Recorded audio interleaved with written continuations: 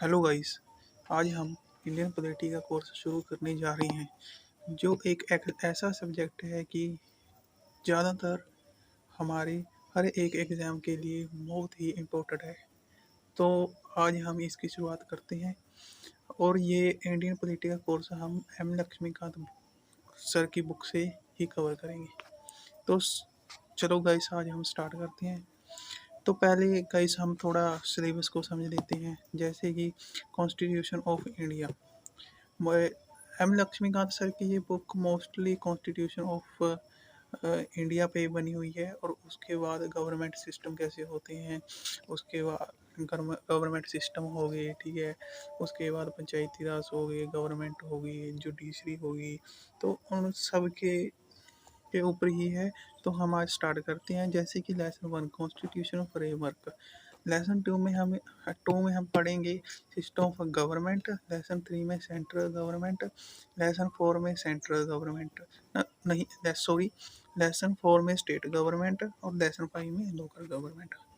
तो आगे हम देखें कि लेसन 1 में भी आगे सब टॉपिक्स हैं, जैसे कि हिस्टोरिकल बैकग्राउंड। हिस्टोरिकल बैकग्राउंड का मतलब ऐसा है कि कॉन्स्टिट्यूशन बनने के पीछे जो हिस्टोरिकल बैकग्राउंड है कि कैसे अंग्रेजों ने हमारे हमारी कि जब हमारा इंडिया अंग्रेजों की कॉलोनी था, तो उन्होंने अब हमारे इंडिया को कंट्रोल करने के लिए कौन कौन से एक्ट लाए और उनका हमारे कॉन्स्टिट्यूशन पे क्या इन्फ्लुएंस पड़ा।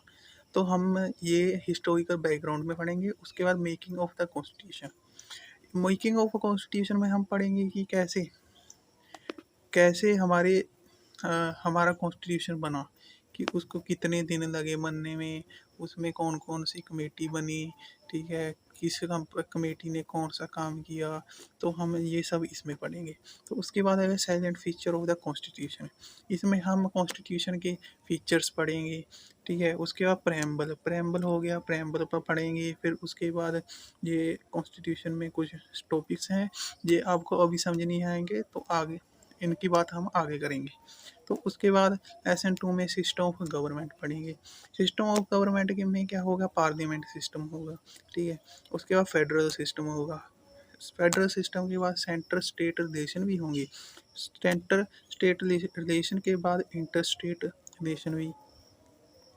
लेसन 3 में central government, president, vice president, prime minister, central council of the minister, parliament and supreme court. ये सब टॉपिक हमारे सेंट्रल गवर्नमेंट में आती हैं। तो उसके बाद लेसन 4 में स्टेट गवर्नमेंट। स्टेट गवर्नमेंट के गवर्नर हो गया। उसके बाद chief minister, state council of minister, state legislature, high court, सब ऑर्डिनेट कोर्ट एंड सम। हमारे देश में कुछ स्टेट्स को और यूटीज को कुछ स्पेशल प्रोविज़न मिले हुए हैं, जैसे कि जम्मू एंड कश्मीर को। तो उनको भी हम पूरी डिटेल में कवर करेंगे। उसके बाद लेसन 5 में लोकल गवर्नमेंट। लोकल गवर्नमेंट में हमारा पंचायती राज इंस्टीट्यूशन आ जाता है, तो और उसके बाद म्यूनसिपालिटीज़, ठीक है। तो गाइस, आज हम स्टार्ट करते हैं हमारे पहले लेसन से, जिसमें हमारा हिस्टोरिकल बैकग्राउंड, ठीक है। हिस्टोरिकल बैकग्राउंड में हम दो इसको फर्दर डिवाइड करते हैं दो सब टॉपिक में, जैसे कि द कंपनी रूल 1773 से 1858 तक था। तो उसके बाद जब कंपनी रूल ख़त्म हुआ, तो उसके बाद भारत सीधा क्राउन, ब्रिटिश क्राउन के हाथों में चला गया। तो उसको पढ़ते हैं हम, द क्राउन रूल 1858 से 1947, और 1947 में हमारा देश आज़ाद हो गया था। तो कैसे स्टार्ट करते हैं। तो जब ब्रिटिश ब्रिटिश क्राउन ने ईस्ट इंडिया कंपनी को कंट्रोल करना था, तो उसको कंट्रोल करने के लिए कुछ एक्ट बनाए। तो उसमें पहला एक्ट था द कंपनी रूल 1773, ठीक है। तो इसमें वो हम आगे पढ़ेंगे। तो आज हम देख लेते हैं कि तो इस स्लाइड में हम देखेंगे कि the British came to India in 1600 as a trader, कि अंग्रेज 1600 में 1600 ईस्वी में एज ए ट्रेडर कि ट्रेडर का मतलब होता है कि व्यापारी, व्यापारी के रूप में आए थे in the form of east India company, एक कंपनी के रूप में। और इस कंपनी को मतलब राइट किसने दिए थे, ये राइट्स दिए थे क्वीन एलिजाबेथ फर्स्ट ने। और उसके बाद आपने हिस्ट्री में पढ़ा होगा प्लासी की लड़ाई और उसके बाद बक्सर की लड़ाई। जब बक्सर की लड़ाई हुई तो उसके बाद कंपनी को 1765 ईस्वी में कंपनी को तीन तीन राज्यों के दिवानी राइट मिल गई, जैसे कि बंगाल, बिहार एंड उड़ीसा। और वो मिलने के बाद कंपनी का एक तरह से हम कह सकते हैं कि कंपनी रूल इंडिया में स्टार्ट हो जाता है। तो गाइस इसमें स्टार्ट करेंगे हम। सबसे पहले एक्ट आता है regulating act 1773। This act is of great constitutional importance. हाँ गाइस, हमने शुरू में बात की थी ना कि मतलब ये जितने भी एक्ट आएंगे इनका इन्फ्लुएंस हमारे कॉन्स्टिट्यूशन पे बड़ा है, इसके लिए इस एक्ट की कॉन्स्टिट्यूशनल इम्पोर्टेंस बहुत ज़्यादा है। तो इसमें क्या हुआ था, इसमें हुआ था कि ये फर्स्ट स्टेप था। फर्स्ट स्टेप किसकी तरफ, ये फर्स्ट स्टेप था British government to control and regulate ही affair to the East India company. कि मतलब ब्रिटिश गवर्नमेंट ने का फर्स्ट स्टेप था ईस्ट इंडिया कंपनी के जितने भी काम थे उनको रेगुलेट करने का। ठीक है, उसके बाद हम पढ़ते हैं कि first time recognize East India company के जितने भी काम थे उनको फर्स्ट टाइम ब्रिटिश सरकार ने रिकॉग्नाइज किया था, जैसे कि पॉलिटिकल एंड एडमिनिस्ट्रेटिव फंक्शंस। ठीक है, तो इसमें पढ़ते हैं हम आगे की फर्स्ट स्टेप था टुवार्ड सेंट्रलाइजेशन। ठीक है, सेंट्रल एडमिनिस्ट्रेशन कि मतलब सेंट्रल एडमिनिस्ट्रेशन का मतलब है कि फर्दर पावर्स को डिवाइड नहीं करना करते हुए ज़्यादा एक सेंट्रल अथॉरिटी बना दी। कि जैसे कि बना दिया बंगाल के गवर्नर ऑफ बंगाल को गवर्नर जनरल ऑफ बंगाल बना दिया। ठीक है, गवर्नर जनरल ऑफ बंगाल सबसे पहले कौन बने, lord Warren Hastings. Lord Warren Hastings first governor general बने बंगाल के। ठीक है, और उनकी हेल्प के लिए एक एग्जीक्यूटिव काउंसिल बना दी गई। और ये एग्जीक्यूटिव काउंसिल कितने मेंबर की थी, 4 मेंबर की। ठीक है, जो गवर्नर जनरल को असिस्ट करती थी। और उसके बाद सुप्रीम कोर्ट बनाया गया कलकत्ता में 1774 में। और ये भी इसी एक्ट के अधीन बनाया गया। ठीक है, जिसमें 1 चीफ जस्टिस थे और 3 अदर जजेस थे। ठीक है, उसके बाद जितने भी के हाँ अपने ईस्ट इंडिया कंपनी के सर्वेंट्स थे ना, मतलब सर्वेंट्स हो गए, एम्प्लॉयज़ हो गए, उनको जो भी वो व्यापार में इनका अपना करप्शन वगैरह करते थे। ठीक है, गिफ्ट लेते थे, वो सबको बंद कर दिया कि प्रोहिबिट कर दिया कि ब्राइब वगैरह कुछ नहीं लेनी है। और उसके बाद कि ईस्ट इंडिया कंपनी को कंट्रोल करने के लिए एक हम कह सकते हैं कि एक गवर्निंग बॉडी बना दी, जिस गवर्निंग बॉडी को हम कहते हैं कोर्ट ऑफ डायरेक्टर्स। जो कोर्ट ऑफ डायरेक्टर क्या करते थे, वो ईस्ट इंडिया कंपनी की जितनी भी रिपोर्ट्स होती हैं, जैसे कि मिलिट्री हो गया, रेवेन्यू होगी, सिविल रिपोर्ट्स होती हैं, उन सबको बनाते थे और ब्रिटिश गवर्नमेंट को भेजते थे। तो इस एक्ट में कैसे इतना ही था। और हम आगे बढ़ते हैं। और उसके बाद आता है पिट्स इंडिया एक्ट ऑफ 1784। ठीक है, इसमें क्या होता है, इसके पहले एक एक्ट हो आता है जो आता है एक्ट ऑफ सेटलमेंट, जिसको हम एक्ट ऑफ सेटलमेंट के नाम से भी जानते हैं। वो आया था 1781 में 1781 में। उसका मकसद क्या था आने का, उसका मकसद ये था कि जो रेगुलेटिंग एक्ट 1773 में आया था, उसमें जो फ्लॉज थे, मतलब उसमें जो कमियां रह गई थी, उन कमियों को दूर करने के लिए ये सेटलमेंट एक्ट आया था। और उसके बाद हम बात करते हैं पिट्स इंडिया एक्ट ऑफ 1784 में, जिसमें सबसे पहले क्या किया गया कि ईस्ट इंडिया कंपनी के पॉलिटिकल फंक्शंस हो गए और कमर्शियल फंक्शंस हो गए, इनको सेपरेट कर दिया गया। ठीक है, मतलब कि पॉलिटिकल फंक्शन को अलग कर दिया गया और अपना कमर्शियल फंक्शन को अलग कर दिया गया। अब पॉलिटिकल फंक्शन को रेगुलेट करने के लिए एक बॉडी बनाई, बोर्ड ऑफ कंट्रोल, ठीक है। और कमर्शियल फंक्शन को कंट्रोल करने के लिए एक बॉडी बनाई गई जिसकी कहते हैं हमें कोर्ट ऑफ डायरेक्टर्स, ठीक है। इससे क्या हुआ कि मतलब टू टाइप की गवर्नमेंट बन गई ना, एक पॉलिटिकल फंक्शंस होगी और एक कमर्शियल फंक्शंस की होगी। तो ऐसे फर्स्ट टाइम एक सिस्टम बना जिसे हम कहते हैं सिस्टम ऑफ डबल गवर्नमेंट, ठीक है। तो आगे बढ़ते हैं और इसके बाद हम देखते हैं कि मतलब जैसे जो जोन से बोर्ड ऑफ कंट्रोल थे ना, वो सुपरवाइज और डायरेक्ट करते थे all operation of civil and military government और revenue of the British India, ठीक है।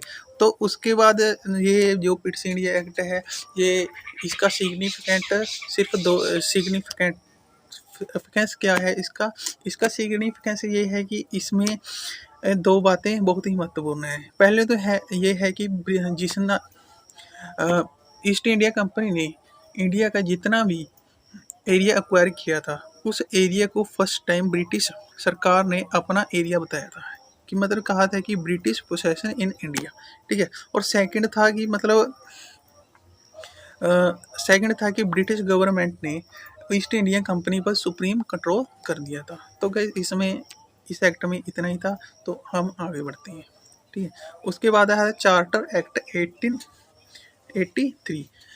तो गाइस इसके पहले एक एक्ट और आता है जिसे कहते हैं हम चार्टर एक्ट 1813, ठीक है। तो उसमें इतना पॉलिटिकल साइंस से रेलिवेंट नहीं करता, तो हम उसको इतना रिकॉग्नाइज नहीं करते। वो लक्ष्मीकांत सर की पुरानी बुक्स में तो है, बट जो नई वाली बुक्स है ना, वो नया एडिशन है, तो उसमें तो उसको कवर नहीं किया गया, इसीलिए हम भी उसको कवर नहीं करते हैं, ठीक है। और उसको हम हिस्ट्री के पर्सपेक्टिव से पढ़ते हैं, तो हम जब हिस्ट्री की तैयारी करेंगे तो उसके बीच में उसको कवर कर देंगे। तो गाइस तो आगे बढ़ते हैं। इसमें क्या हुआ था कि ये फाइनल स्टेप था किसकी तरफ, सेंट्रलाइजेशन। इसमें क्या था, गवर्नर जनरल ऑफ बंगाल को गवर्नर जनरल ऑफ इंडिया बना दिया, ठीक है। लॉर्ड विलियम बेंटिक थे, ठीक है।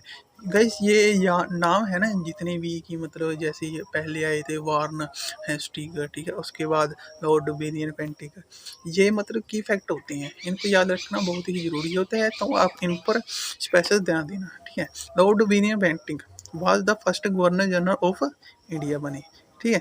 और इनको क्या किया था फर्स्ट टाइम, कि मतलब जितने भी ईस्ट इंडिया कंपनी के ने इंडिया में टेरिटरी एक्वायर की थी, उसका सुप्रीम अथॉरिटी किसको बना दिया, गवर्नर जनरल ऑफ इंडिया, ठीक है। और इससे पहले जितने भी एक्ट बनते थे उनको रेगुलेशन कहा जाता था, और इसके बाद जितने भी एक्ट्स बनेंगे उनको एक्ट्स ही कहा जाता था, ठीक है।